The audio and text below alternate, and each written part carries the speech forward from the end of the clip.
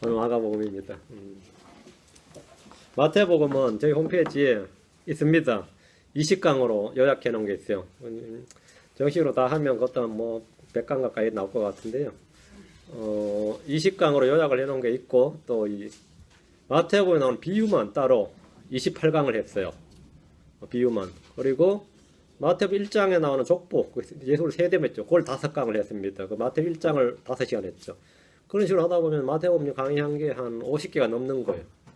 여러분이 그 마태복음 그렇게 찾아서 공부하시고, 마태복음은 그러니까 좀 나중에 하겠다 이 말입니다. 그렇게 했으니까. 그리고 요한복음은 강의를 다 했습니다. 제가 얼마나 했는지 모르지만 좀 상세하게 했습니다. 그것도 끝났고, 남은 게 마가복음하고 누가복음인데, 일단 마가복음이 짧으니까 마가복음부터 하고, 누가복음은 구약 하나 하고 나중에 하도록 하겠습니다. 그럼 신약은 그러면 이제 완전히 끝나는 겁니다. 그럼 마태복음도 이제 나중에 따로 한번 정리를 하도록 하겠습니다. 그리고 지금 또 요약한 게 신약에서는 사도행전을 제가 완전히 상세 강의를 안 하고 30강으로 요약을 했습니다. 근데 뭐 일반 교회에서는 30강 하면 전 전강이 됩니다. 저희들은 워낙 절수를 상세하게 하다 보니까 보통 뭐 7, 80강이 나가는데 사도행전은 제가 30강으로 요약을 했습니다. 또 홈페이지에 있습니다. 들으시면 되고, 그러면 이제 마가복음은 한 장밖에 안 했어요. 한 시간밖에 안 하고 요약만 남았는데, 오늘은 마가복음 개론과 요약을 하고 다음 시간에 본문을 하겠습니다. 그리고 오늘 마가복음의 특징만 다루는다 이 말입니다. 마가복음은 이제 마가복음 1장 1절 읽으면 되고, 마가복음 전체 요절은 10장 45절입니다. 1장 1절, 10장 45절 두 구절을 읽도록 하겠습니다. 마가복음 1장 1절 같이 읽습니다. 이게 전체 이제 방향키가 되는 말씀이니까 마가복음 1장 1절 같이 읽습니다. 하나님의 아들 예수 그리스도의 복음의 시작이라. 여기에 이제 마가복음 전체 방향을 제시해 줄 말씀이고, 10장 45절 이게 전체 요절입니다. 예수님의 마가복음의 예수님은 이 한마디로 요약이 됩니다. 마가복음 10장 45절 이 한마디로 요약이 됩니다. 마가복음 10장 45절 같이 읽겠습니다. 사람의 아들은 섬김을 받으러 오지 아니하고 도리어 섬기며 자기 생명을 많은 사람의 대속물로 주려고 왔느니라. 이게 마가복음의 예수님입니다. 사람의 아들은 섬김을 받으러 오지 아니하고 도리어 섬기며, 주님은 뭐하러 왔다고? 섬기러 왔다. 종으로 오신 거죠. 사람을 섬기러 오셨다는 거예요. 사람을. 하나님께서 사람을 섬기러 오셨어요. 그리고 자기 생명을 많은 사람의 대속물로 주려고 왔느니라. 마가복음의 예수 그리스도는 바로 이 마가복음 10장 45절로서 요약이 딱 됩니다. 잠깐 기도하고 시작하겠습니다. 위대하시고 거룩하신 주 하나님 감사합니다. 함께하게 도우셔서 오늘 주의 말씀을 은혜롭고 권능 있고 영감 있게 선포하고 주님께서 힘을 주시길 간구하며 종 안에서 일해 주시고, 듣는 이들도 주님께서 깨달음을 주셔서 듣는 이들 안에서 주의 말씀이 효과적으로 또 믿음과 결합해서 역사할 수 있도록, 그리고 열매를 맺을 수 있도록 복을 주시옵소서. 감사드리며 주의 성도 기도합니다. 아멘. 사복음서 중에서 마태, 마가, 누가, 요한 이 사복음서 중에서 세 개를 마태, 마가, 누가복음을 공관복음이라고 합니다. 공통의 관점에서 기록한 복음이다. 이런 말이 공관복음이라고 하는데, 공통의 관점으로 공통의 사건을 많이 기록했다는 겁니다. 그러니까 통독하는 분들이 마태복음 읽고 나서 마가복음 읽으면 또 누가복음 읽으면 뭐 계속 성경에 같은 이야기가 나오냐 이런 생각이 들어요. 제가 처음 일독을 할 때 그랬거든요. 뭐야 이게, 왜 지금 앞에서 보면 읽은 이야기가 또 왜 뒤에 또 나오냐 성경이. 그래서 내가 그걸 물었더니만 공관복음이야. 그래서 공관복음이야. 공통의 관점, 공통의 사건, 공통의 인물이다 이거죠. 사실은 이제 조금 더 공부해 보면 이 세 권은 공통의 관점이 아니라 전혀 다른 관점으로 기록이 되어 있습니다. 공관복음이 아니라 정말 다른 관점으로 기록되어 있어요. 같은 주님, 같은 인물, 같은 사건에 대해서도 기술에서 큰 차이를 보입니다.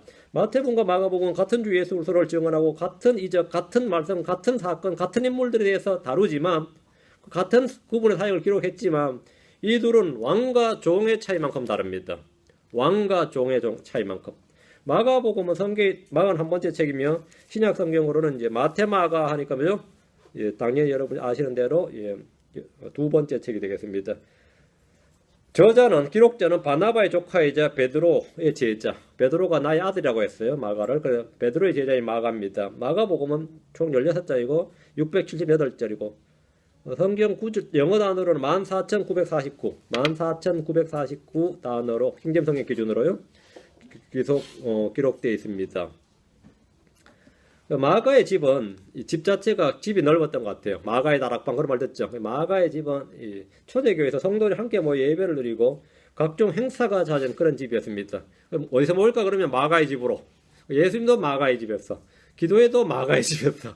마가의 집은 그런 집이었습니다. 마가의 다락방은 너무나 유명하고 베드로는 감옥에서 풀려나자 곧바로 어디로 간 거예요? 감옥에서 풀려나자마자 사도행전에서 보면 마가의 집으로 갔다고 되어 있죠. 마가의 집으로 갔는데 가보니까 성도들이 함께 모여서 기도하고 있더라 했죠. 마가의 집은 그렇게 기도하는 집으로 모임의 장소로 잘 활용되었습니다. 마가는 성경에 나오는 최초의 단기 선교 여행을 떠났고 도중에 돌아감으로써 바울과 바나바가 이 문제로 마가 때문에 큰 다툼을 벌였고 사역이 분리되어서 각자가 찢어지는, 각자 분리의 길을 가게 되는 원인제 공자. 마가의 좀 거기 약간 불명예죠. 그 마가가 바로 그런 인물이었습니다. 근데 훗날 바울은 이 마가와 화해했을 뿐 아니라 그를 영접하다. 그리고 또 바울 서신 자체에 마가를 여러 번 언급을 했어요. 여러 번. 그럼 내가 다시 꼴도 보기 싫다. 그렇게 된 게 아니라 완전히 화해를 해가지고 마가를 유익한 동료니 유익한 사람이니 이렇게 인정을 하는 장면이 골로새 4장 10절, 디모데후서 4장 11절, 빌레몬서 1장 4절 이렇게 여러 번 언급이 되어 있습니다. 마가. 허물과 죄로 연약한 지체일지라도 누구나 성장하면 다시 쓰임받을 수 있는 예를 가장 잘 보여준 사람이 마가입니다. 베드로는 마가를 각별히 아꼈는데 이제 베드로의 수제자 하면 마가 이렇게 말하고 바울의 제자 그러면 디모데 그렇게 말하죠. 베드로는 마가를 각별히 아꼈는데 그를 이제 아들이다 이렇게 베드로전서 5장 13절에 보면 마가를 아들이라고 언급했습니다. 이는 바울이 디모데에게 아들이라고 한 것과 같이 그런 영적인 관계였음을 알 수 있습니다. 마가복음은 예수 그리스도를 하나님의 뭘로? 종으로, 하나님의 종으로, 하나님의 사역자, 미니스터란 말이 종이에요. 하나님의 종으로 묘사하고 있습니다. 사복음서는 각기 특징이 있는데 마태복음은 유대인의 왕, 마가복음은 하나님의 종, 누가복음은 사람의 아들, 요한복음은 하나님의 아들 이렇게. 그 유대인의 왕, 하나님의 종, 사람의 아들 인자, 사람의 아들, 하나님의 아들, 하나님의 신분 이렇게 주제가 명확합니다. 이 주제를 명확하게 이 주제를 여러분 놓치면 안 됩니다. 이는 흔히 그룹들의 내 모습과도 일치합니다. 그룹들의 내 모습. 그룹할 때 그룹들은 네 가지 얼굴을 가지고 있었는데 사자, 송아지, 사람, 독수리죠. 사자, 송아지, 사람, 독수리인데 사자 하면 유대 지파의 사자, 유다 지파의 사자 예수 그리스도니까 유대인의 왕 예수 그리스도 마태복음입니다. 그렇죠? 요한도 하늘에서 이들 짐승 네 짐승을 기록했는데 에스겔이 본 그룹들의 모습과 일치합니다. 여기 딱 보시면 에스겔은 하늘에서 나타난 살아있는 창조물 넷의 모습에 대해 증언하기를 에스겔에서 1장과 10장에 나오는데 에스겔 1장에 보면 그들의 얼굴 모습으로 말하건대 그들 넷이 사람의 얼굴과 오른쪽으로 사자의 얼굴을 가졌으며 또 왼쪽으로 소의 얼굴을 가졌고 또 독수리 얼굴을 가졌더라 했죠. 잘 보세요. 하늘에서 어떤 동물들이 있었다 이거예요. 땅의 동물이 아니라 하늘에 있는 동물인데 초자연적인 동물이었어요. 그런데 얼굴이 사람, 사자, 소, 독수리죠. 이게 굉장히 중요한 겁니다. 왜?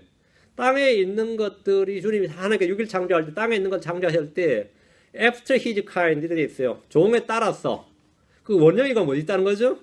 이게 원형이었다는 거죠. 사람이 하나님의 형상을 지금 받았지만 원형이 없는 뭐가 아니라 원형이 있었어요. 그죠?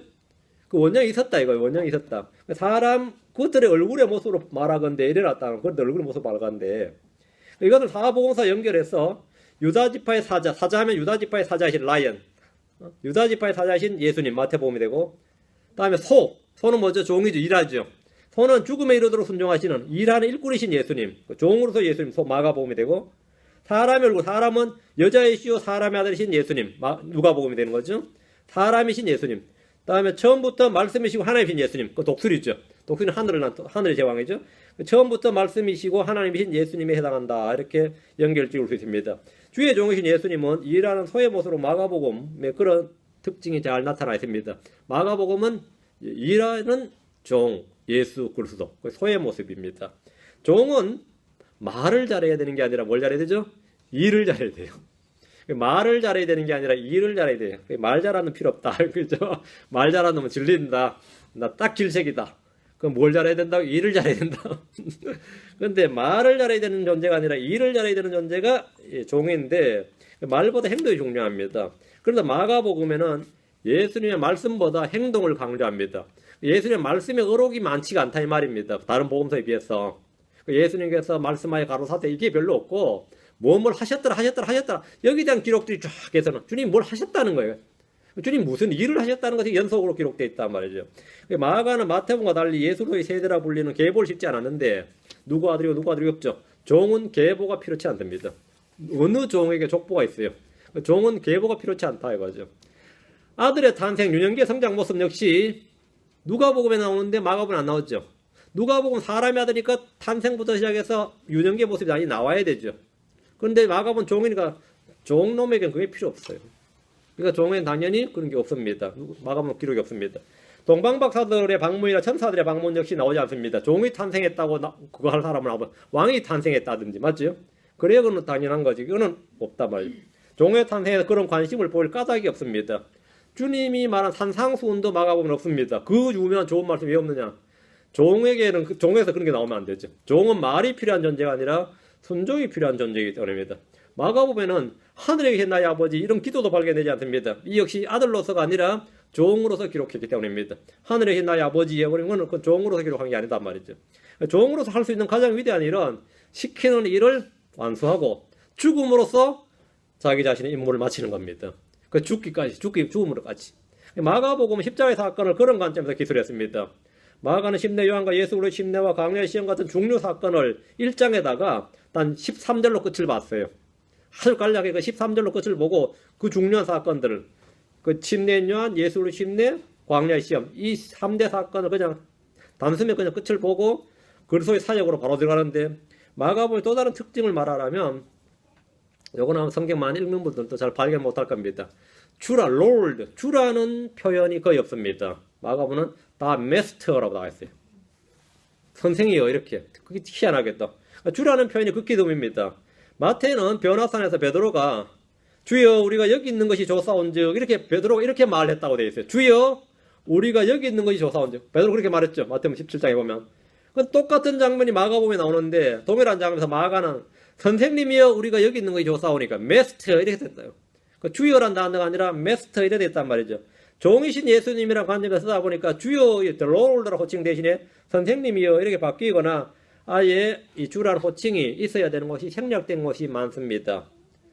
마가복음 7장 28절은 마가복음 9장 24절에서만 예수님을 걸어 주님이라고 말하고 나머지는 대부분 구약을 인용할 때 사용되는 말입니다.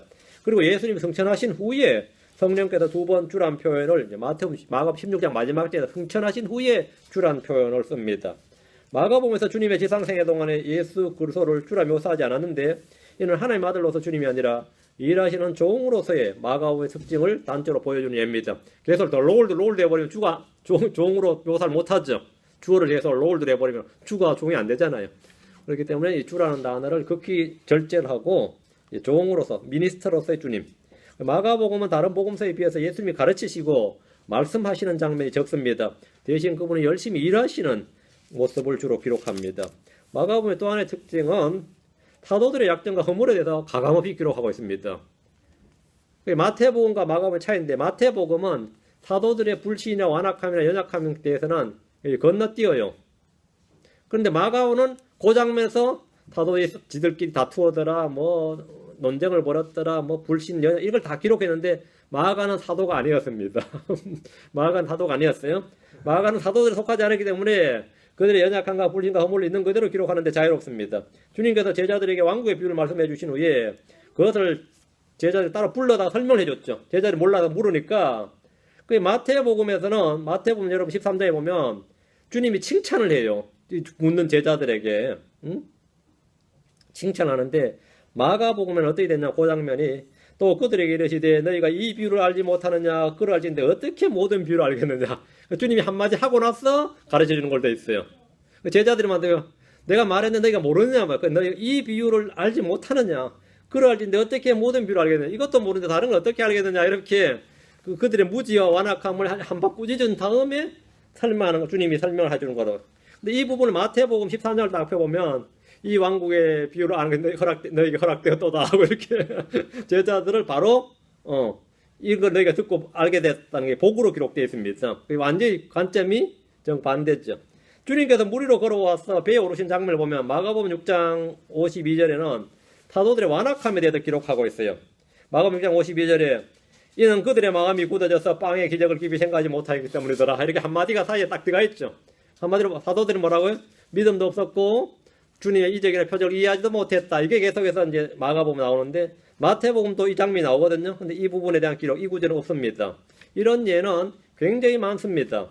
마가는 베드로가 변화산에서 자기가 하는 말이 무엇인지도 몰랐다는 사실을 기록했고 거기는 부지 중에 말했다고 돼요. 그러면서 베드로의 연약함, 약점이 그대로 노출이 다 돼 있죠. 응? 그런데 주님께서는 죽은 자들로 부활에 대해서 말씀하실 때 또 제자들은 뭐라 말했냐면 자기들끼리 서로에게 죽은 자들로부터 일어난 것이 무엇을 뜻하는지 못 따라 이렇게 마가복음에 이게 기록되어 있어요. 제자들은 예수님의 죽음과 부활에 대해서 전혀 몰랐다. 설명을 해줘도 몰랐다는 사실이 마가복음에 기록되는데 이 부분을 마태복음 보면 기록이 안 되어 있습니다. 그런 기록이 안 되어 있어요. 사도들이 그리스도의 고난과 부활에 대해서 알지도 못했고 묻기조차 두려워했다는 사실이 마가에 의해서 반복적으로 드러나고 있습니다. 마가복음 9장 32절에도 그러나 그들은 그 말씀하신 것을 깨닫지도 못하고 그분께 묻기도 두려워하더라. 그 십자가 사건에 대해서 묻기도 두려워했다. 깨닫지도 못하고 이 제자들의 불신과 완악함과 무지와 이런 것들이 연약함이 계속해서 마가는 계속 한 줄 한 줄씩 집어넣어가지고 이놈이 왜 우리하고 무슨 게 있기에 이런 마음이 들 만큼인데 마태는 그 부분이 하나도 없어요.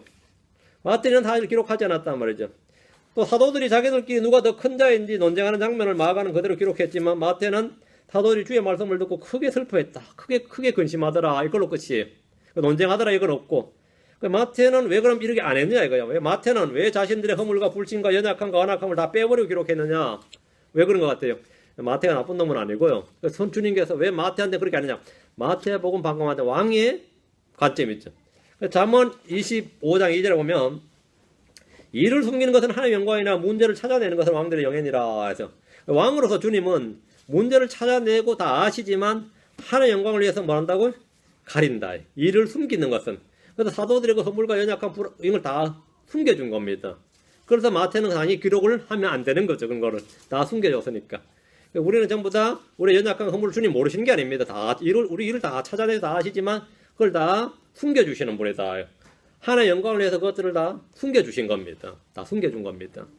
이제 그래서 마태는 당연히 왕으로서 예수 그리스도니까 왕으로서 예수님께서 하나의 영광을 위해서 다 자신들의 허물과 연약함을 다 숨겨줬다. 그래서 마태복음에는 당연히 사도들이 그런 것이 기록이 안 되고 마가복음에서는 그게 다 기록이 된 겁니다. 그래서 서로가 연약함, 이 성경이 내고이 다 있어야 되는 거죠. 복음서 다 있어야 되는 이유입니다.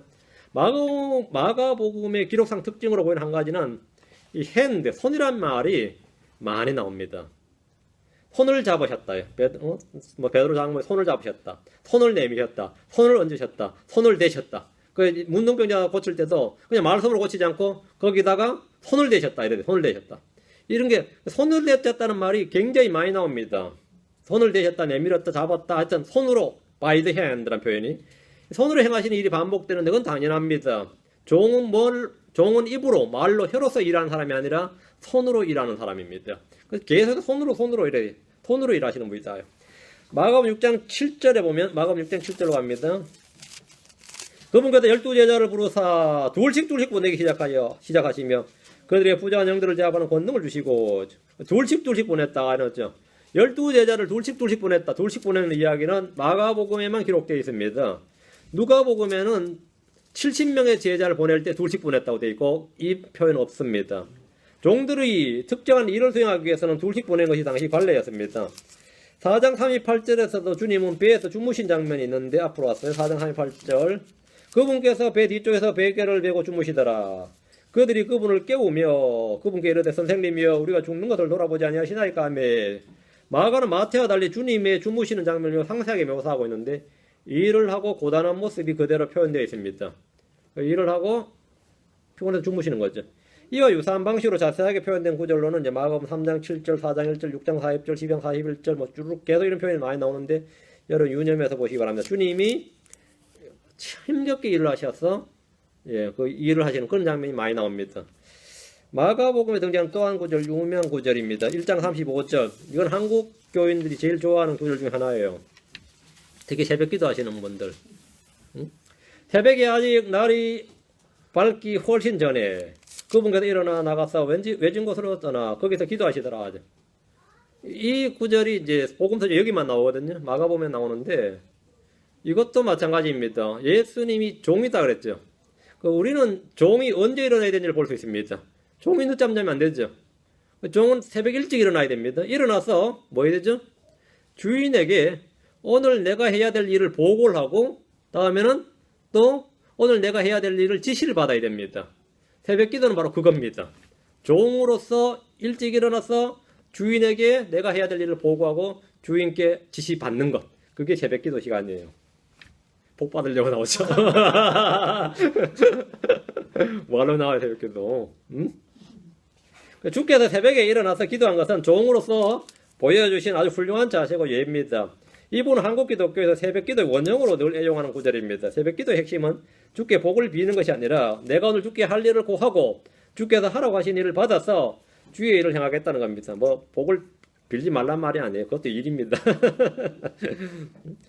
필요한 것들을 구하는 건 당연히 종으로서 할 일이죠. 오늘 내가 뭔 일을 해야 되는데 주님께서 필요를 구하는 거죠. 주님께서 내 안에서 일해 주시길 구하는 거고, 예.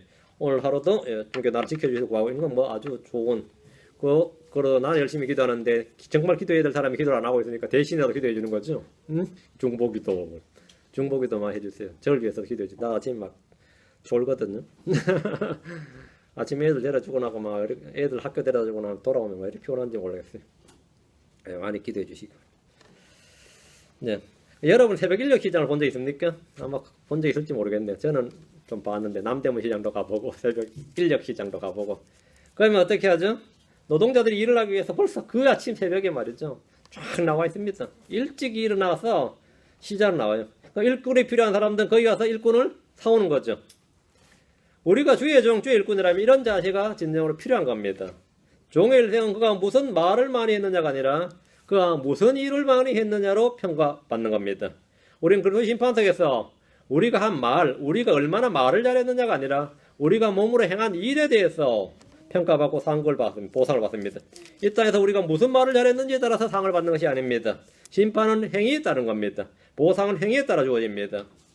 계시록 2장 23절에 또 내가 너희의 행위에 따라 너희 각 사람에게 주리라 하신 말씀대로 주님의 심판과 보상의 기준은 행위입니다.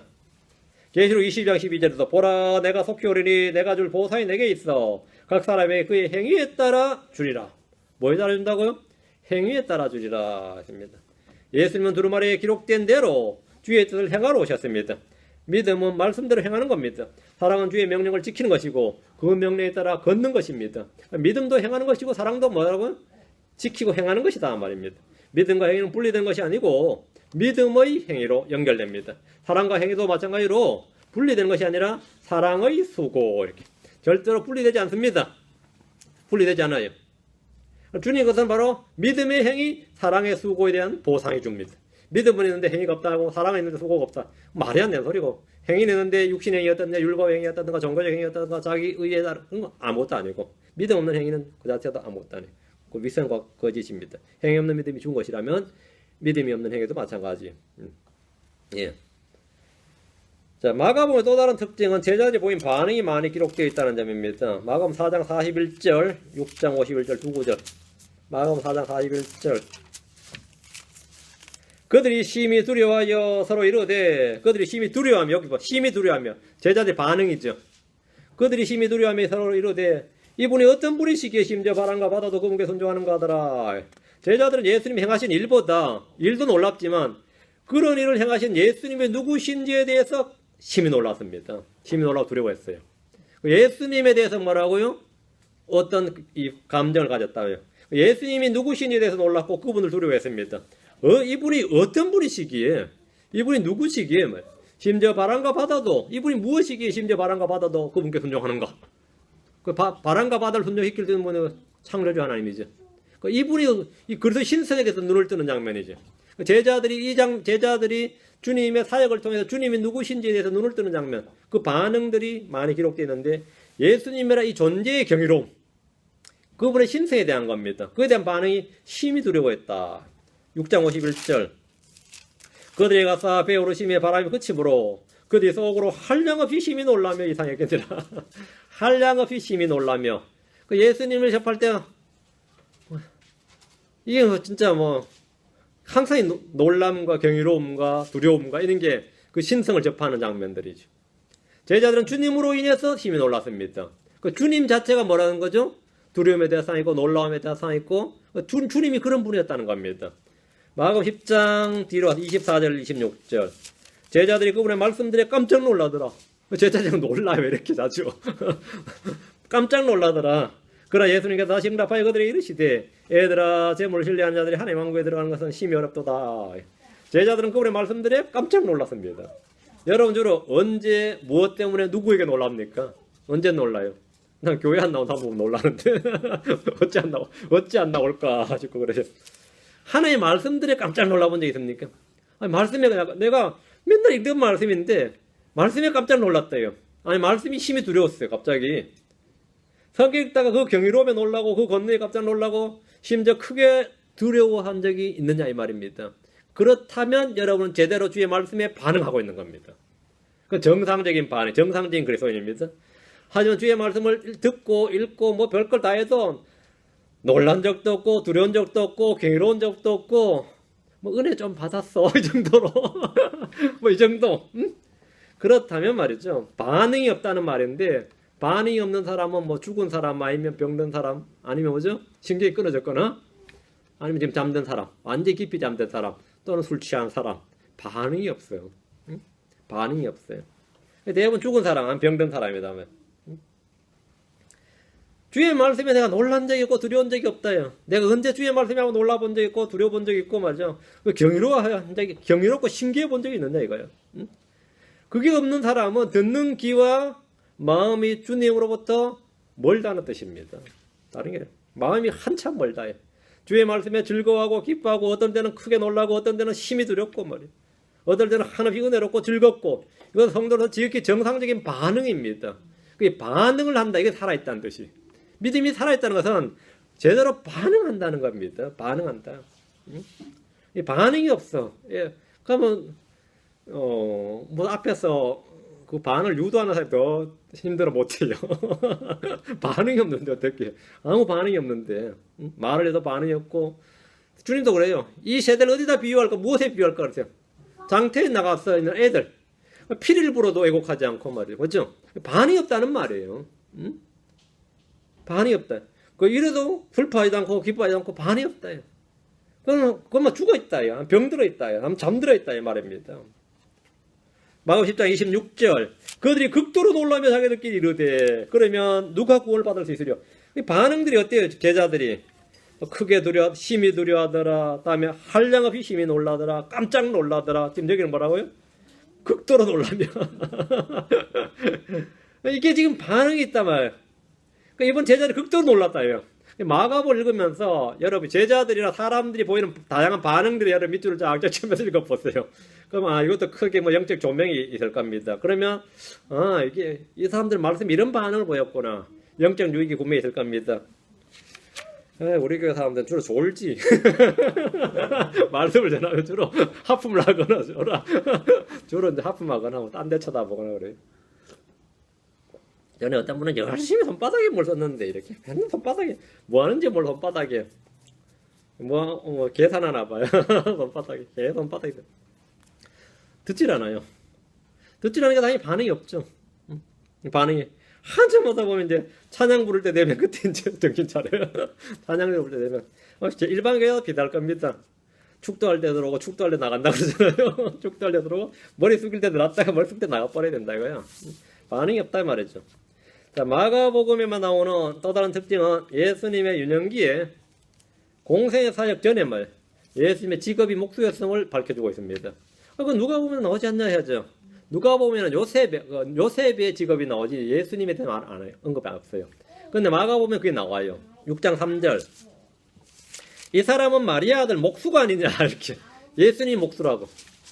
목수의 아들이 아니냐가 아니라 이 사람은 마리아 아들 목수가 아니냐. 야고보와 요새와 유다와 시몬의 형이 아니냐. 그의 누이들이 우리와 함께 여기 있지 않느냐 하고 그분들이 훌쩍하니라.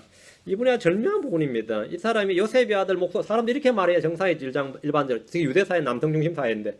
근데 마리아 아들 목수가 아니냐 이 말은 뭐죠? 마리아 아들 사고 쳐가지고 애 낳은 놈이 저놈이야. 이렇게 지금 동네에 그렇게 소문이 나 있었던 겁니다. 그래서 예수를 사생아라고 생각했습니다. 지금도 유대인들이 예수를 사생아라고 봅니다. 요셉이 사람이 좋아가지고 데려다가 지금 저렇게 이렇게 예수님 했다. 그래서 마리아 아들 이 말은 상당히 수치스러운 이게 사실은 그런 이야기예요. 우리 성경들을 믿는 사람들보다 성경이 정확하네. 요셉의 아들은 안 했지 이렇게 보는 거지. 우린 당연히도 이게 뭐 복이 달렸어요. 역시 성령께서는 정확하게 그렇게 기록하시는구나. 이건 동네 사람들이 하는 말이거든요. 그 도시 사람들이 하는 말이 내가 그렇잖아. 동주를 보고 누가 저 윤씨 집안에 이래야 되지. 저 이지선이 애 아는 자 그러면 내가 뭔 소리야 지금. 안 그러겠어요? 그 뭐 데려온 애다 아니면 뭐 사생하다 아니면 뭐 사고 쳐서 데려온 애 뭐 이런 식이단 말이에요. 유대인들이 지금 예수님을 얼마나 멸시하고 있는지를 보여주는데 이 사람은 마리아 아들 이 자체가 벌써 모욕이고요. 목수가 아니냐? 지금 뭐 대언자냐, 율법사냐, 서기관이냐, 바리새인이냐 뭐 이거예요. 제사장이냐? 이런 식으로 폄하를 하는 거죠. 그런데 형제들 이야기를 쫙 했는데 어쨌든 중요한 정보는 예수님이 목수였다는 거예요. 목수의 아들로 마태복음 13장 35절에서는 목수의 아들로 나오지만 마가복음에서는 그분이 목수로 나오는 거죠. 유대에서는 일반적으로 아버지의 직업을 가업으로 있습니다. 가업으로. 그 유대에서는 일반적으로. 이게 제일 잘 지켜지는 나라가 유대하고 일본이에요. 일본은 아빠가 우동집을 하면 말이죠. 스시집을 하면 아들은 무조건 우동집 스시집을 해야 되는데 난 싫다. 아버지 지금 나 진짜 싫다 그러면 어떻게 하냐면 양자 드려요. 양자 데려와서 우동집을 물려줄 때까지 자기 일꾼 중에서 제일 일 잘하고 여기 열정 있는 사람 하나 딱 봐놨다가 네가 양자하고 이거 물려받으려고 그러면 예스를 하면 그래서 이 우동집은 뭐 500년이 애도시 그러니까 500년이 됐습니다. 야, 그 집은 어떻게 아들들이 계속 이어받았습니까? 그런데 아들들 안 이어받으면 그냥 양자 삼아서 해버리기 때문에 그게 가능한 거면 500년, 1000년도 가는 거예요. 근데 한국은 내가 이런 직업을 왜 물려주냐? 니는 이 짓 하지 마라. 공부해라. 공부하려면 이거야 이 모양으로 산다. 이게 이제 한국 문화고. 이 한국 문화는 자기 직업에 대한 자부심이 없어요. 응? 자부심이 없어요. 심지어 뭐 의사도 그래요. 요즘에 그래도 좀 나았죠. 사람 맨날 병자들만 이게 뭐가 좋냐 자식아.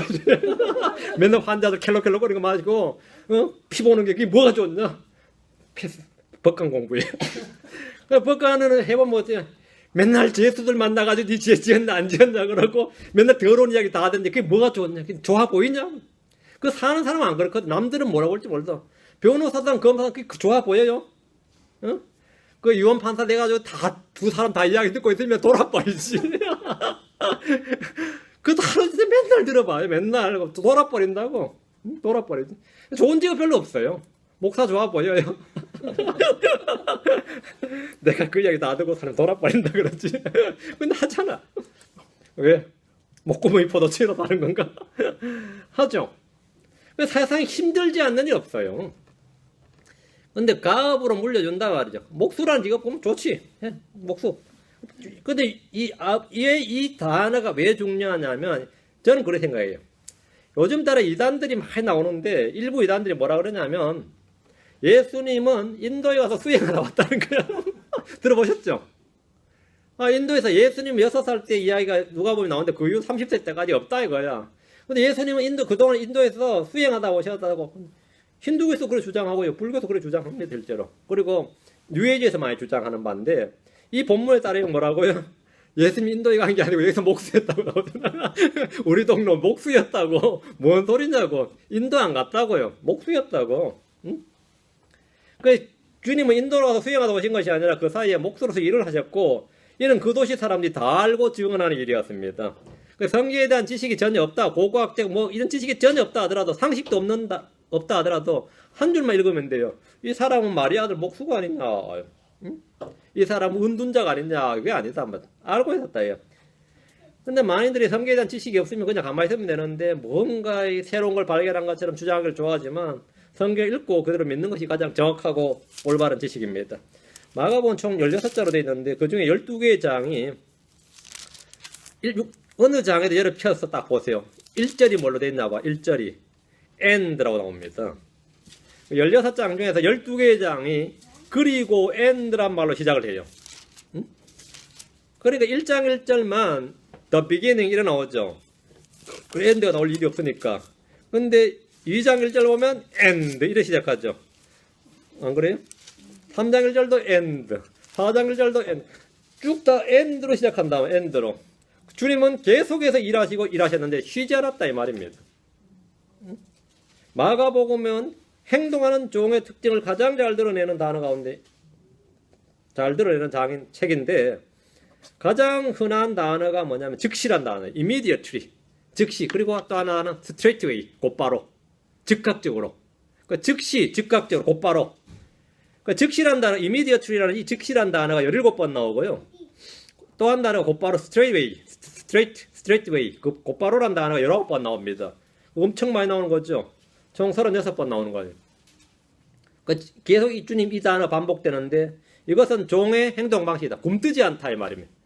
주님께서는 즉시 했고 곧바로 했다 이거예요. 굼뜨지 않았다 이 말입니다. 주인의 말에 대한 주의 말씀에 대한 올바른 반응의 자세. 그게 뭐라고요? 즉시 아니면 곧바로입니다. 생각해 보겠습니다. 이거는 말이 안 되죠. 종이 아니죠. 명령이 떨어지면 바로 순종하는 것이지 생각해 보겠다든지 뭐 그건 말이 안 된다 이거죠. 저와 여러분이 이런 자세를 취하지 않고 머뭇거리고 있다면 그건 신실한 종과는 거리가 먼 겁니다. 주님은 죄인들 향해 회개할 때까지 오래 참으시지만 제자로 부르실 때는 2번의 기회나 기다림이 없었습니다. 주님이 제자로 부르셨는데 내 아버지 집에 가서 장사 지내게 하옵소서. 그건 결격이었지. 그래 하고 나서 와라 그러지 않았어요. 주님께서 부르셨는데 머뭇거렸던 사람들은 전부 다 결격이었습니다. 제자가 못했습니다.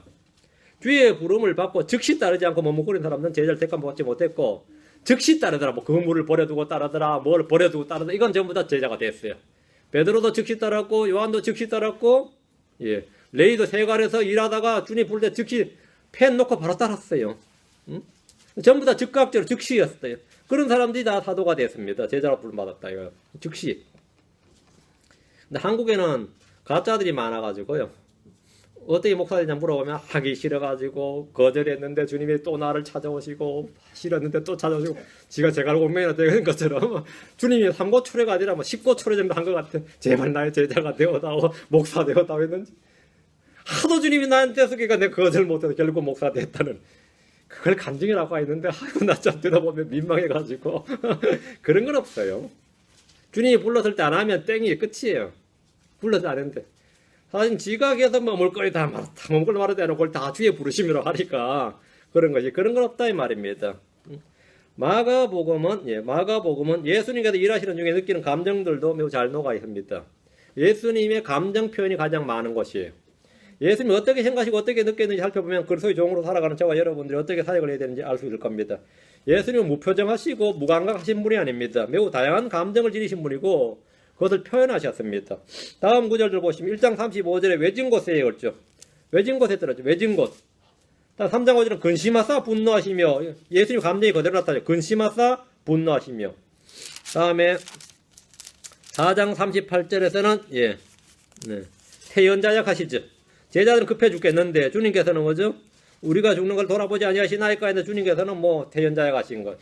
다음에 6장 6절에서 이상히 여기시고 6장 30절 32절은 은밀히 외딴 곳으로 은밀하게 7장 34절에는 탄식하셨다. 8장 2절에는 불쌍히 여겼다. 8장 12절은 깊이 탄식하셨다. 10장 14절은 심히 기뻐하지 아니하시고 10장 21절은 보시고 사랑하사 11장 12절은 시장하시더니 14장 36절에서는 내 뜻대로 응합시고 아버지 뜻대로. 마가는 종으로서 일하신 예수님이 일하시면서 겪는 그 다양한 표정 각가지 상황별로 겪는 예수님의 그때의 그 심리 상태라 그럴까? 그걸 잘 묘사하고 있어요. 그대로 기록을 했습니다. 탄식하시더라. 이 다른 복음서의 차이예요.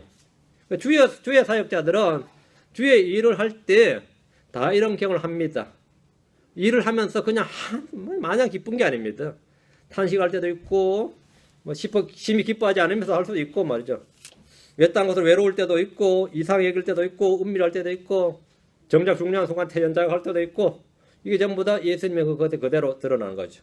마가복음에는 주님이 우리 아버지여라든지 뭐 나의 아버지여로 시작하는 기도가 없습니다. 종은 기도 인도자가 될 수 없기 때문입니다.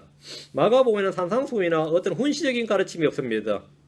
종은 법을 공포하고 방향을 줄 수 없기 때문입니다. 마가복음에는 다 이루었다 같은 이런 선언이 없습니다. 종은 다 이루었다가 없어요. 종의 일은 결국 끝나는 법이 없습니다. 마태복음과 마가복음은 여러 면에서 차이를 보입니다. 이 차이는 기록이나 내용의 모순이나 오류가 아니라 관점에 따른 차이로서 조화를 이루며 더 풍성한 영적인 지식과 부활을 영적인 정보를 제공해 줍니다. 마태복음은 왕으로서 예수님이라면 마가복음은 종으로서 예수님. 마태복음은 유대인 중심적인 기록이라면 마가복음은 온 세상을 대상으로 합니다. 마태복음은 왕으로서 예수님이 행하신 일이라면 마가복음은 종으로서 주님이 행하신 일입니다.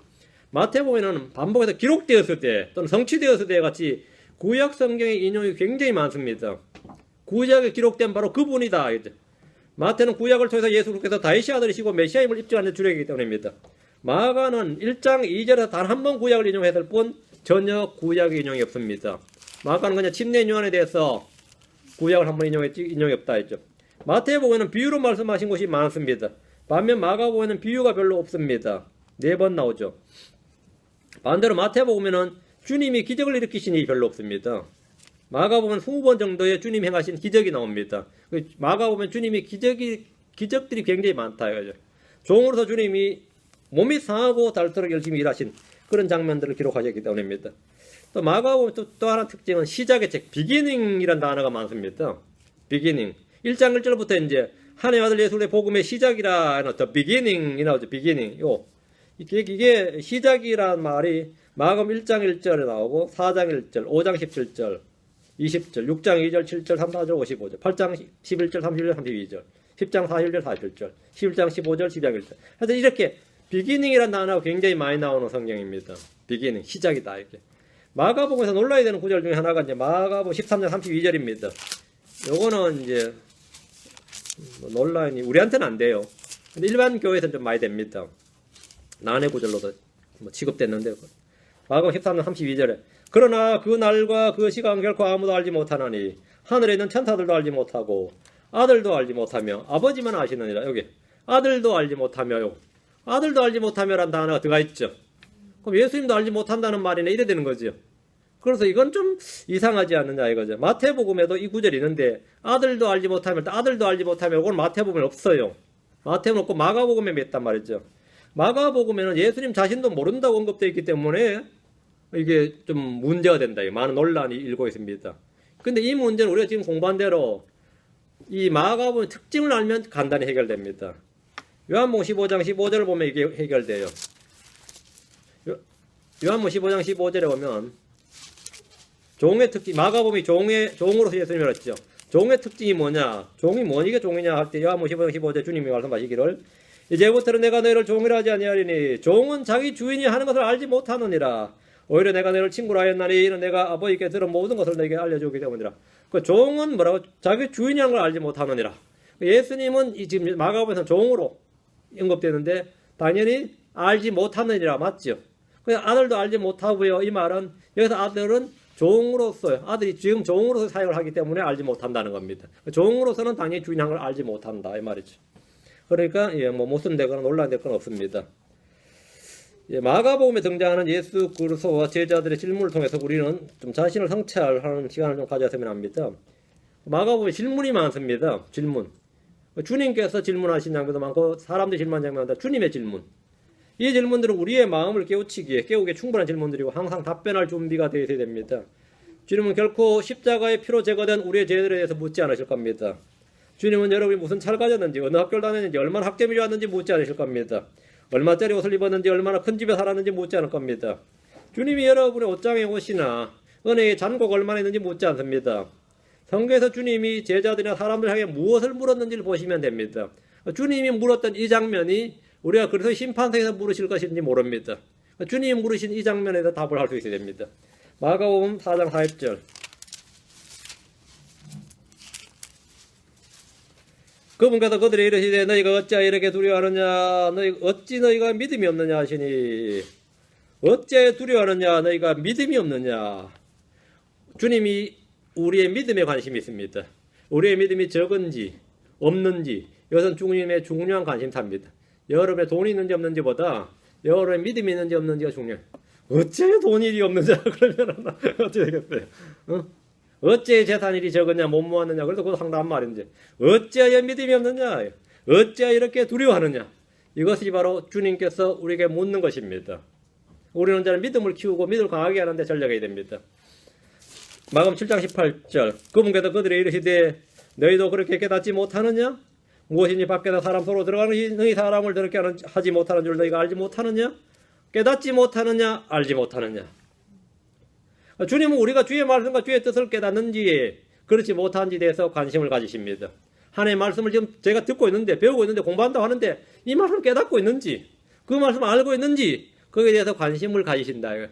깨닫지 못하는 말씀은 열매를 맺지 못합니다. 내가 알지 못하는 말씀을 믿는다는 것도 사실 열매를 맺지 못해요. 주님께서 깨닫지 못하느냐? 알지 못하느냐? 우리는 깨닫고 알아야 됩니다. 그래서 부절의 성경을 공부해야 되고 또 읽어야 되고 주님께 구해야 됩니다. 영적 지혜를 구해야 되고 하늘로부터 나온 지혜를 구해야 돼.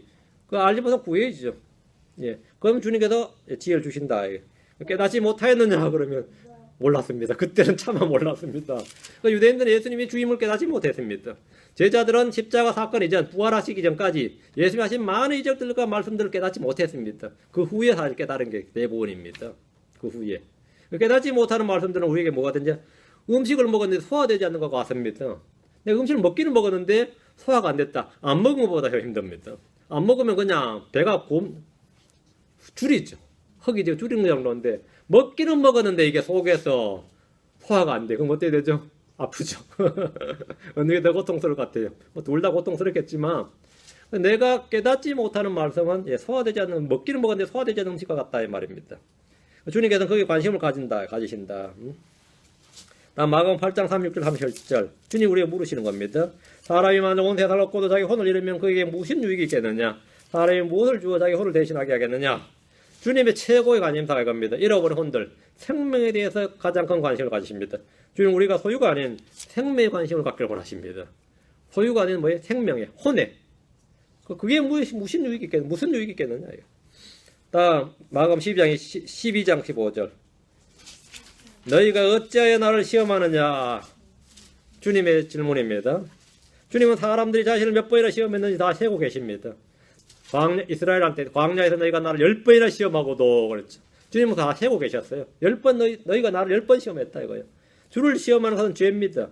우리가 주를 시험할 때 주님이 보이시는 반응이 이겁니다. 너희가 어찌하여 나를 시험하느냐? 어찌 시험하냐? 못 믿어서 시험하는 거죠. 의심하니까 시험하는 거고. 예. 다음 12장 24절 예수님께서 대답하여 그들이 이르시되 그런즉 너희가 성경 기록들도 알지 못하고 하나님의 권능도 알지 못하고 잘못하지 아니하였느냐? 성경 기록도 알지 못하고 하나님의 권능도 알지 못함으로 뭐지? 성경 기록도 알지 못하고 하나님의 권능도 알지 못함으로 잘못하지 아니하였느냐? 성도들이 주를 알지 못하고 성경도 알지 못함으로 불신과 오류에 빠집니다. 사도계인들은 부활에 대해 질문을 할 때 주님은 그들의 무지와 불신을 책망하셨습니다. 우리는 부끄러울 것이 없는 일꾼이 되기 위해서 주님의 말씀을 공부해야 됩니다. 부끄러울 것이 없는 일꾼. 그렇지 않으면 너희가 성경 읽어본 적이 없느냐? 너희 이렇게 기록된 걸 읽어본 적이 없느냐? 성경 안 읽는 사람들은 당연히 없다고 그러겠죠. 없다. 성경을 읽지 않으면 없다고 할 수밖에 없고 또 읽었는데도 모르면 깨닫지 못하느냐? 깨닫지 못하였느냐? 깨닫지 못하였느냐? 예. 다음 14장 37절 14장 37절 돌아오사 그들이 자는 것을 보시고 베드로에게 이르시되 시몬아 내가 자느냐? 내가 한 시간도 깨어있을 수 없었느냐? 이게 기도이죠. 깨어있으라 깨어있으라. 내가 한 시간도 깨어있을 수 없었느냐? 주님은 성도들이 깨어 기도하지 않을 때 이렇게 물으십니다. 깨어있을 수 없었느냐? 내가 깨어있을 수 없었느냐? 내가 기도할 수 없었느냐? 네가 왜 구하지 아니하였느냐? 이 말이죠. 주님께서 우리가 기도하지 않는 것에 대해서 책망하시고 깨어있지 않는 것에 대해서 물으십니다. 왜? 내가 깨어있을 수 없었느냐? 다음 마가복음 5장으로 갑니다. 마가복음 5장에 나온 기도응답에 대한 주님의 모습을 보겠습니다. 마가복음 5장 10절에 13절에 하면 부정한 영들이 주님께 간구하기 시작했습니다. 부정한 영들이 마가복음 5장 10절 13절에는 사람이 아니죠. 부정한 영들이 주님께 간구를 했는데 돼지 떼 속으로 들어가게 해달라고. 주님께서 응답했어요 안 했어요? 해줬죠. 예스로 응답하셨습니다. 주님은 부정한 영들에게도 예스로 응답해 주셨어요. 그래서 그들은 돼지떼로 들어갔습니다. 두 번째는 주민들이 기도했어요. 그 도시 사는 주민들이 뭐라 기도한 17절에 즉시 예수님이 이 지역을 떠나주시기를 기도했습니다. 주님이 예수님께서 노했겠어요. 이런 미친놈들인데 이렇게 하신 게 아니죠. 떠나달라니까 떠나줬습니다. 예스 했습니다. 이 기도에서 주님은 예스로 응답해 주셨습니다. 세 번째 18절 19절 고침받은 사람이 주님으로부터 고침받은 은혜를 입은 사람이 말이에요. 고침받아서 제자가 되기를 원했습니다. 고침받으면 끝이 아니라 뭐라고요? 이제 고침받아서 제가 정상적으로 한번 살아보자. 나도 가정을 이루고 멋지게 한번 살아보자. 이게 아니라 이 사람 제대로 된 사람이었어요. 주님을 따르기를 원하나이다 했단 말이죠. 주님을 따르기를. 자기가 뭐라고요? 그분께 간구하여 자기가 그분과 함께 있을 것을 구하였더라. 구하였더라. 근데 응답이 뭐죠? 19절. 예수님께서 그를 허락하지 아니하시고 노였죠. 가장 중요한 질문에 뭐라고 주님이 노로. 그 마귀의 기도도 응답하시고 불신의 주민들의 기도도 응답하시고 정작 은혜 입은 사람이 제자 되겠다는 주님이 노하셨단 말이죠. 참 특이한 일이죠. 그러니까 주님은 가장 은혜를 입은 성도, 가장 훌륭한 기도 제목, 그 제자가 되겠다는 가장 훌륭한 기도 제목이거든요. 가장 훌륭한 기도 제목을 제시한 사람의 기도를 거절하셨습니다. 우리는 우리의 기도에 대한 응답이 언제나 예수로 이루어지지 않는다는 사실을 깊이 새겨야 됩니다. 때로는 우리가 엄청나게 주님의 뜻을 행하겠다는데 주님의 뜻을 안 행하겠다는 게 아니라 주의 뜻을 행하겠다고 주를 따르겠다는데 주님이 노한다고. 주여 제가 골골짝 빈들에도 가겠습니다. 그러면 아니 너는 그냥 직장에서 일해라 그런다 이 말이에요. 너는 그냥 직장에서 일해라 말이죠. 응? 저는 때려치우고 그냥 주님을 위해서 뭐 선교사로 가든 어디로 가겠다는데 아니 내 오늘 출근하라니까 이러면 어때요? 출근하라고. 그건 주님의 은혜입니다. 주님의 은혜예요. 근데 기어코 때려치워서 말이죠. 망한 목사들 많아요. 주님이 하지 말라니까 그런데도 불구하고 더 헌신적이어서 19절에 보면 이 양반도 집으로 내 친지들에게 돌아가 주께서 너를 위해 얼마나 큰 일을 행하시고 너를 불쌍히 여기셨는지 그들이 구하라 하면 이 일을 해야 되는데 기억하나 배 타고 만다 그러면서 뱃쟁이를 잡으면 어떻게 될 것 같아요? 물에 빠져 죽는 거지 뭐. 근데 참으로 많은 크리스천들이 이런 선한 주의 제자 되겠다고 주의 종 되겠다고 막 근데 이렇게 하다 주님이 노하면서 불구하고 그냥 기어코 때려치고 하면서 주님 따르다가 이제 망한 케이스가 많습니다. 은행다리다 제 선배도 외환은행 차장이었는데 때려치고 선거지로 떠났다가 망해서 돌아왔고 어떤 사람은 때려치웠다가 대출 받아가지고 상가 건물 2층 얻어가지고 교회하다 망했고요. 어떤 사람 뭐 한다고 하고 다 망했고 뭐 수두룩합니다. 그냥 그거 안 했었으면 훨씬 더 주를 잘 섬길 수 있었던 사람들이 많아요. 근데 거기에다가 완전히 그런 주님께 노하는 일에 대해서 한 사람 많죠. 자, 여기 중요한 저겁니다. 마감 다시 5장 왔어요. 여기에 사복음서에서 이 마귀들의 활동과 권세를 가장 잘 보여준 사건 하나가 마감 5장에 기록되어 있습니다. 이 무덤 사이에 가는 사람들 있죠. 무덤 사이에 가는 산자가 무덤들 가운데, 무덤이면 죽은 자들이 있는 것 아니에요. 산자가 무덤 가운데 가면서 죽은 자보다 못한 삶을 산 사람이에요. 산자가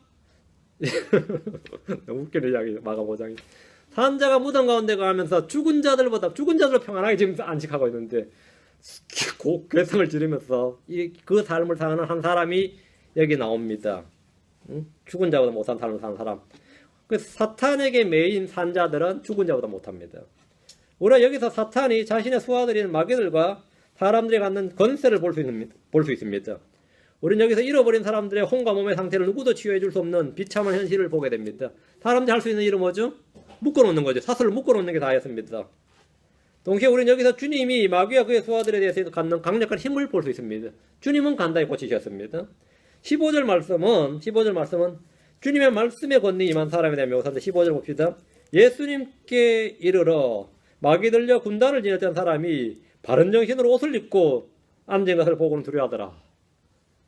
그 옷을 벗고 다니는 사람은 뭐죠? 마귀 들린 거죠. 오늘날 문화가 여자애들 옷 벗고 다니겠죠? 남자들 옷통 벗고 다니는 사람도 있고 막 그런 거예요.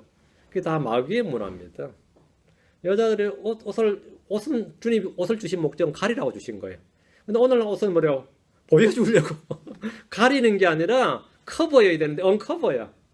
뭔가 조금이라도 더 노출되려고 옷을 입죠. 그걸 패션이라고 그러죠. 그걸 패션이라고 유행이라고 합니다. 우리는 이 패션에 동화돼서는 안 됩니다. 그래서 교회들도 이제 보통 근본주의 교회들은 다 드레스 코드가 있거든요. 그 나시티 같은 거 입지 말라고 속이 다 들여다보이는 옷 입잖아요. 특히 자매들은 그런 거 하지 말라 그러고 많이 패인 옷 입지 말라, 가슴까지 드러난 옷 입지 말라 그러고 바지도 해서 무릎 위로 내려오는 거 입으라 그러고 이렇게 하는데 법으로 교회 규칙으로 헌법 정해버리죠.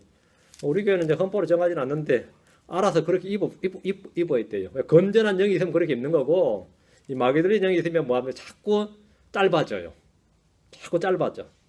자꾸 뭐가 노출이 됩니다. 왜? 이 사람들 정신 들리니까 뭐 한 거죠? 옷을 입고 정신 안 들려서 옷을 벗었어요. 오늘 문화가 이 마귀의 문화라 세상 문화 마귀의 문화라는 거 보여주는 겁니다. 그리고는 이제 사람들이 그걸 보고 막 기뻐하고 즐거워하는 게 아니라 뭐죠? 두려워하더라 했죠. 그의 정신은 온전해졌고 몸은 회복이 되었습니다. 우리 주님의 권능입니다. 다시 마가복음 10장, 16장으로 갑니다. 이건 문제 구절들하고 적혀 있는 개혁 성경 같은 걸 가지신 분들은 이 마가복음 16장 마가복음 16장 9절부터 20절까지를 옆에 관주가 난회주가 있어요. 어떤 고대 사본들에는 없음 이렇게. 마가복음 16장 9절부터 20절까지는 성경이 아닐 수도 있다는 암시를 보통 역본들마다 다 해놓습니다. 이건 성경이 아닐 것이다. 고대 사본은 없다 이런 식으로. 고대 사본은 없는데 여기 있다는 말은 뭐죠? 후대 첨가됐다. 그게 진짜 오리지널이 아니다. 이런 식이죠. 킹제임스 성경 물론 그런 말이 없지만 개혁 성경이나 NIV나 여러분 현대 역본들은 대부분 다 그렇게 되어 있습니다. 그래서 이 구절을 자신들이 이해를 못한다고 해서 어떻게 하냐면 문제 구절 이렇게 부르면 문제 구절이 아닙니다. 배교한 신학자들 사이에 이 구절들은 본래 마가복음에 없는 구절이라는 의문을 제기하면서 많은 현대 역본들에서 이것을 관로로 처리하거나 고대의 권위는 사본 없음이라는 이 각주 또는 난회주를 달아놓았습니다. NIV, NASB 성경에도 그렇게 처리되어 있습니다. 그러나 성경을 믿는 우리들은 전혀 문제가 되지 않는 살아있는 하나님의 말씀 그 자체입니다. 마가복음 16장 15절 보시면 그분께서 그들에게 이르시되 너희는 온 세상에 가서 모든 창조물에게 복음을 선포하라. 모든 창조물은 모든 사람에게 이 말입니다. 사람이 창조물입니다. 그러다 개돼지한테 가서 전하는 말이 아니고요. 모든 창조물에게 복음을 선포하라 이렇게 말씀하셨습니다. 우리가 새로운 창조물이죠. 그때 크리스천이고 새로운 창조물이야 모든 창조물 하면 크리스천, 넌크리스천 다 이방인, 이교도 다 포함해서 복음을 선포하라고 말씀하셨는데 모든 세상, 온 세상 유대인이 아니라 온 이스라엘이 아니라 온 세상이에요. 그죠? 그렇죠? 온 세상에 가서 이렇게 말씀하셨습니다. 그게 이 마태복음 유대인의 왕으로 오신 예수님이라면 마가복음 온 세상을 대상으로 한다 이랬어요. 그 16절부터 18절 오늘날 오순절 은사주의 교회들이 널리 애용하는 구절이지만 많은 오해를 하고 있습니다. 자, 이 부분이 이제 문제가 되는 게 16절부터 18절 믿고 침례받는 자는 구원을 받으려냐 믿지 않는 자는 정죄를 받으라. 그 16절은 뭐가 문제가 되냐면 믿고 침례를 받는 자는 구원을 받으려냐 했으니까 믿음으로만 침례받는 게 믿음으로만 구원받는 게 아니라 본문에 다르니까 뭐라고요? 믿고 침례를 받는 자는 구원을 받으려 이래 돼 있단 말이죠. 그 침례는 구원의 필수 요소다 이렇게 가르치는 교단들이 많이 있습니다. 그 사도행전 2장 38절에도 베드로가 죄사함을 위한 침례를 받으라 이래 돼 있죠. 계획은 그래 있죠. For the remission of sins인데 죄사함을 위한 이래 번역을 했고 죄사함을 위하여 침례를 받으라. 그 침례는 졸제 죄사함의 필수 요건이 된 거죠.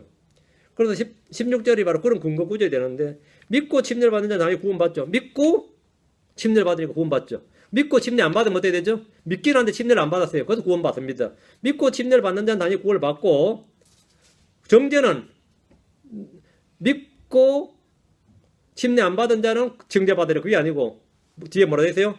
믿지 않는 자는 정죄를 받으려 이래 됐죠. 구원은 믿고 두 개로 되어 있어요. 정죄는 어떻게 된다고요? 믿지 않는 자는 정죄를 받으리라 했으니까 침례는 구원과 상관이 없는 거죠. 맞지?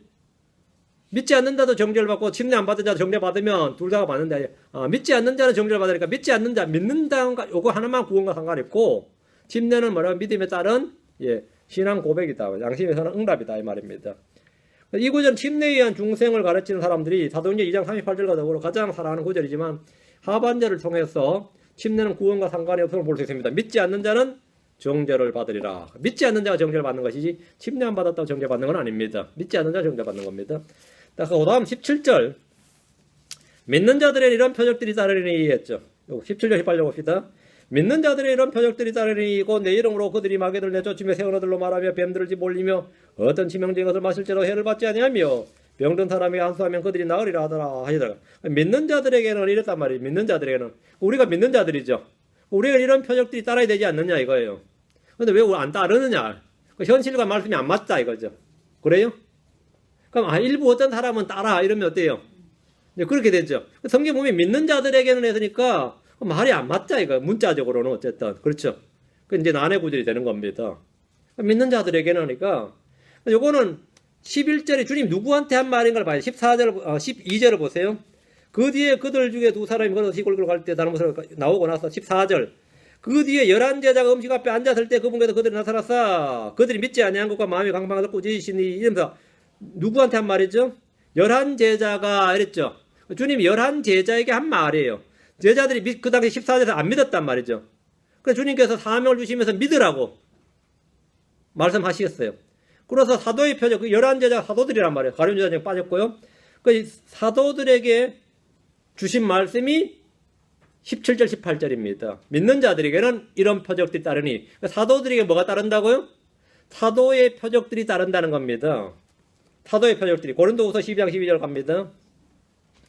고린도후서 12장 12절. 그러니까 믿는 자들에게는 이런 표적이 따르는데, 이 믿는 자들은 11명 제자 사도들을 한 말이지 우리 모두에게 한 말이 아닙니다. 여기서 믿는 자들, 오늘 크리스천들 말하느냐, 만약 여러분이 뱀에게 물리면 즉시 응급실로 가야 될 겁니다. 즉시. 여러분 중에 누가 독을 마시거나 농약을 마시거나 뭐 열받았다고 막 청산가라도 마시면 좀 살기 어려울 겁니다. 무엇을 마셨다면 병원으로 가도 살기가 좀 어려울지 모릅니다. 마셔도 농약을 마셔야지 제초제 마시면 안 됩니다. 이왕 마실 거면 농약을 마셔야 살 가능성이 있지 제초제 마시면 큰일 나요. 뭐 죽으려고 마셨으면 뭐 제초제 마시는 게 더 빠르겠지만 그렇죠. 그런데 내가 크리스천이었다고 해도 그걸 해결 안 된단 말입니다. 여러분이 믿는 자라 해도 안수를 통해 병이 나는 환자는 평생에 한 번도 없었을 겁니다. 여러분 손을 얹은적 나으리라 그랬거죠? 손을 얹은적 병든 사람이 안수하면 이게 안수하면 손을 얹는 거예요. 안수하면 그들이 나으리라 했단 말이에요. 손을 얹으면 낫는 거예요. 믿습니까? 그게 아니라 손 얹은 다음에 요즘 안수하는 사람 보면 그러세요. 손만 얹으면 나아야 되는데 그래 표적인데 손 얹어놓고 손은 막 붙잡아요. 사람 아플 만큼 붙잡고는 미칩니까? 미칩니까? 그걸 안 나오면 뭐라고? 네가 안 믿었다 그런 거야. 자기 능력 없는 게 아니라 자기가 안 믿었다고 그 사람들 다 토살 올려버리죠. 그 안수를 해도 평생에 한 명도 아마 못 고칠 겁니다. 이것은 왜 그러냐? 내가 믿는 자가 아니어서가 아니고 말씀이 거짓이도 아닙니다. 이건 사도의 표적입니다. 고린도서 12장 12절 펴셨어요? 고린도서 12장 12절, 고린도 후서 12장 12절. 진실로 내가 너희 가운데서 모든 인내와 표적들과 이적들과 능한 행위들로서 사도의 표적들을 행하였노라. 여기 언더라인 뭐라고요? 사도의 표적들. 그 사도는 이 표적을 행해야 사도입니다. 그러니까 이게 안 행하면 사도가 아니에요. 이해돼요?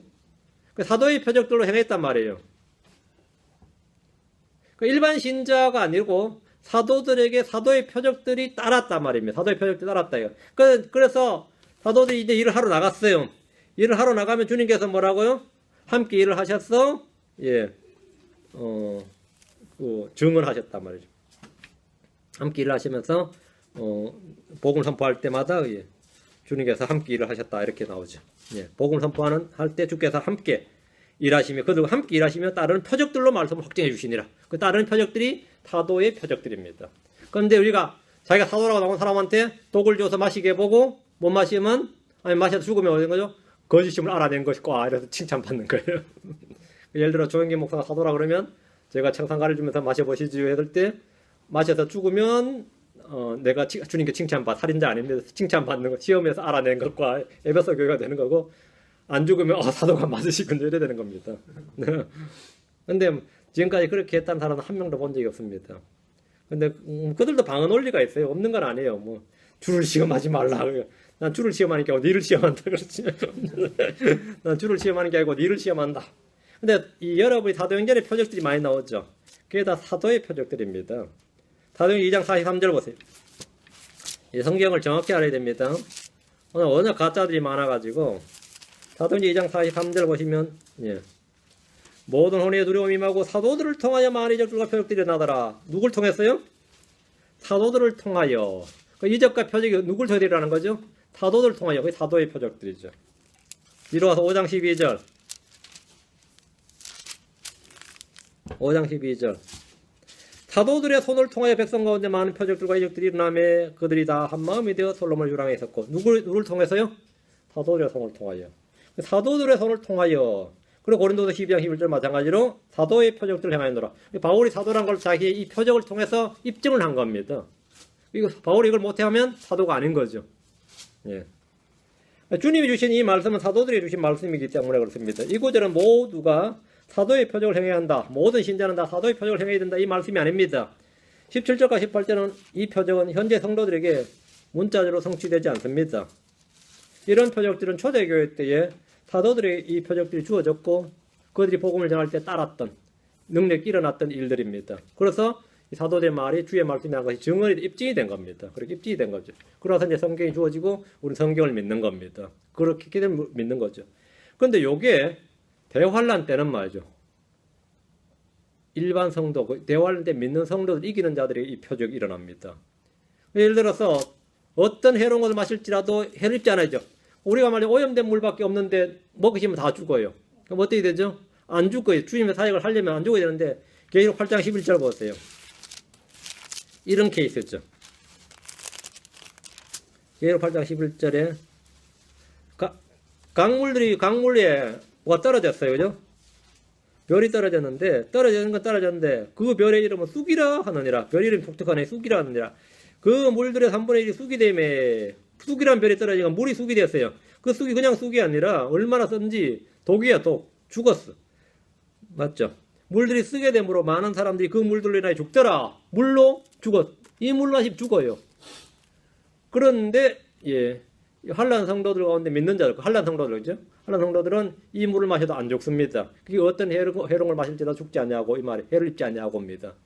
이런 게 이제 한란 성도들이 이제 직접 이제 그 뱀들을 집을지라도 마찬가지. 뭐 어떤 걸 마실지라도 이게 마가복음 나오는 이게 표적이 문자적으로 그들에게 성취됩니다. 그때는 이제 그들에게 이것들이 이제 일어나는 일들 그들이 성취된 걸 볼 수 있을 겁니다. 현재 우리 교회 시대 성도들에게는 해당 사항이 없습니다. 여러분이 음식물 볼 때도 이게 유해 물질이 있는지 없는지 살펴가면서 봐야 됩니다. 이게 익스파이어드 되는지 안 되는지 봐야 되고, 뭐 안 좋은 거 있는지 없는지 우리 나 살피다 보는 거지, 뭐 그것도 안 하고 아무거나 사면서 요리 떡 해놔놓고 기도하고 먹어 그러면은 어떨 것 같아요? 물론 기도하고 먹죠. 우리 집 사람들 어떻게 의심이 가면 기도 많이 하고 먹어 그래. 기도 많이 하고 먹어. 이게 음식이 좋은지 안 좋은지 모른단 말이죠. 아니면 이게 상한지 안 상한지 모른다. 어떻게 돼요? 배탈 나지 뭐 안 나요? 그럴 때는 뭐 기도 많이 하고 먹어. 물론 기도하고 먹어서 이제 뭐 괜찮을 수 있고요. 근데 이게 문자적으로 성취된 건 아니다 이 말입니다. 마가복음 요 구절 마지막에 이제 도저히 믿을 수 없는 구절이 되다 보니까 빼버린 거죠. 일반 역본들은 이건 없다. 근데 이거는 없으면 안 되는 구절입니다. 없으면 안 되는 구절이고 아주 중요한 구절입니다. 우리는 뭐 문자적으로 성경을 안 믿으니까 아주 은혜로운 구절이 되겠습니다. 저희들한테는. 오늘 여기까지 마가복음 특징들을 오늘 잘 살폈고요. 내용 자체를 요약하지는 않았습니다. 왜 그러냐면 내용 자체는 이제 다음 주부터 할 거니까 이거는 내용 자체를 요약할 게 없습니다. 마가복음 1장 1절부터 다음 시간에 하겠습니다. 이걸 제가 2003년에 강의 한번 했던 겁니다. 2003년 신약 결혼할 때 벌써 13년 전 이야기네요. 13년 전에 2016년이가 2003년에 마가복음 1시간 살짝 이제 했었던 기억이 납니다. 그때 이 내용을 그때 했었어요. 그래서 오늘은 이 개론을 한번 다루고 다음 시간부터 이제 마가복음이 되겠습니다. 다음 시간부터 이제 마가복음 이제 본론을 들어가겠습니다. 많이 읽으시고 올 한 해는 마가복음에 푹 젖어서 한번 살아봅시다. 기도하겠습니다. 이대식으로 간주하는 감사합니다. 함께 하시고 도우셔서 오늘 주의 말씀을 은혜롭고 권능 있게 선포할 수 있도록 도우셔서 감사합니다. 듣는 모든 분들이 믿음으로 이 말씀을 잘 결합해서 서로 이 말씀을 통해서 힘을 얻게 하시고 시험을 입도록 도와주시고 열매 맺도록 도와주시고 우리 속에서 속사람이 점점 주님 형상으로 형성되도록 아들의 형상이 형성될 수 있도록 도와주시길 간구합니다. 그래서 우리가 그리스도의 서신으로서 모든 사람이 알고 읽는 바가 되도록 해주시고 저희가 그리스도의 종인 것을 또 주께서 우리의 주이신 것을 하나님이신 것을 모든 사람에게 알려질 수 있도록 저희가 그런 표적이 되고 증인이 될 수 있도록 저희가 바로 그런 살아있는 서신이 될 수 있도록 도와주십시오. 감사드리며 주의 승기도합니다. 아멘. 마치겠습니다.